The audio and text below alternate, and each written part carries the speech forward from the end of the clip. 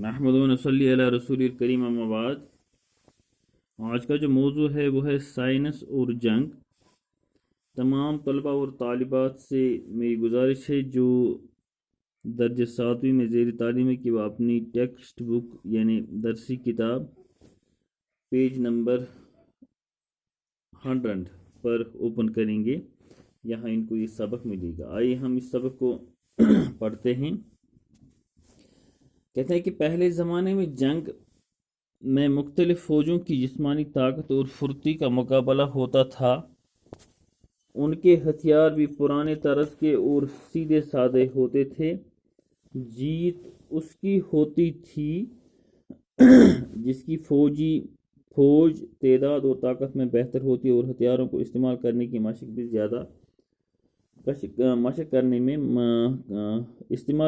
مشق میں زیادہ ماہر ہوتی۔ لیکن آج کی جنگ جسمانی طاقت اور بہادری سے نہیں جیتی جاتی بلکہ سائنس کی ایجاد کیے ہوئے ہتھیاروں پر منحصر ہوتی ہے۔ یہ کہا جائے تو غلط نہ ہوگا کہ موجودہ دور کی جنگ فوجوں کی جنگ نہیں، سائنس کی جنگ ہے۔ جس ملک کے پاس زیادہ مہلک ہتھیار ہیں وہ دوسرے کو شکست دے سکتا ہے۔ پہلے جنگ کا دائرہ بہت محدود ہوتا تھا، اب دنیا کے مختلف ممالک کے فاصلے مٹ چکے ہیں۔ ایک ملک کی لڑائی کا اثر دنیا کے دوسرے ممالک پر بھی پڑتا ہے، اس لیے آج جب کوئی جنگ چھڑتی ہے تو اس کی آگ دو ممالک کے درمیان ہی نہیں رہتی بلکہ دنیا کو اپنی لپیٹ میں لے لیتی ہے۔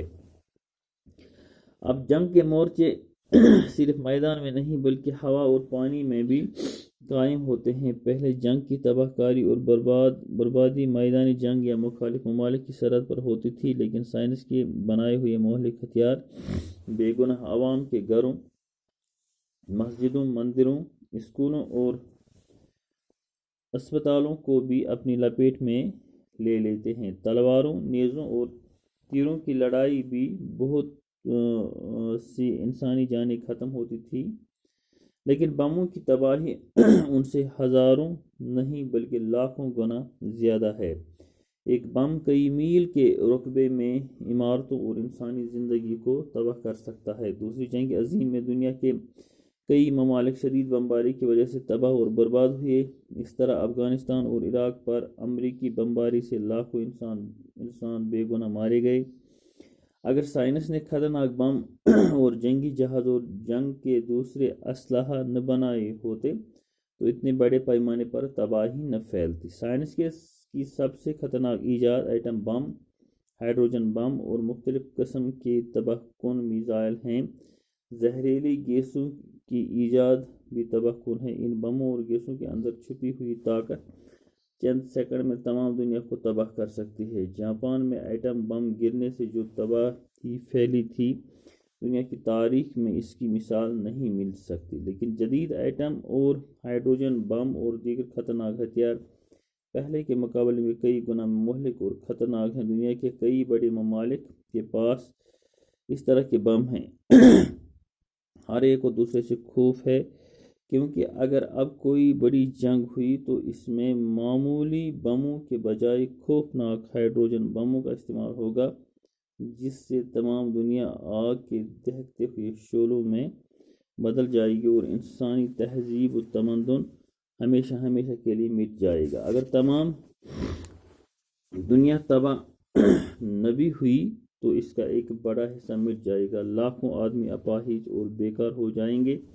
بہت سے ہرے بھرے علاقے تپتے ہوئے ریگستان بن جائیں گے۔ ایٹمی ہتھیاروں کے علاوہ ہمیں ایک بڑا خطرہ یہ بھی ہے کہ جنگ کے مہلک ہتھیاروں میں بیماری کے جراثیم سے بھرے ہوئے بموں کا استعمال بھی شروع ہو سکتا ہے، کیونکہ بموں کے ذریعے پھیلائے گئے جراثیم پر قابو پانا ناممکن ہے۔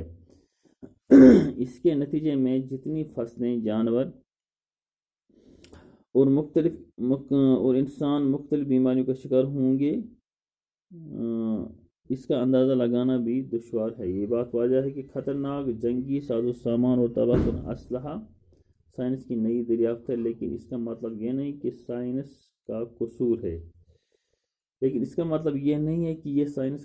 سائنس تو ہمارے لیے نئی باتوں کی کھوج لگاتی ہے، یہ ہمارا کام ہے کہ ان سائنسی دریافتوں کو غلط راستے پر لگائیں، یہ اچھے کام میں لائیں، لیکن یہ بات 100% صحیح ہے کہ ان سائنسی ایجادات کا غلط استعمال انسان اور انسانیت کے لیے یقیناً نقصان دہ ہے۔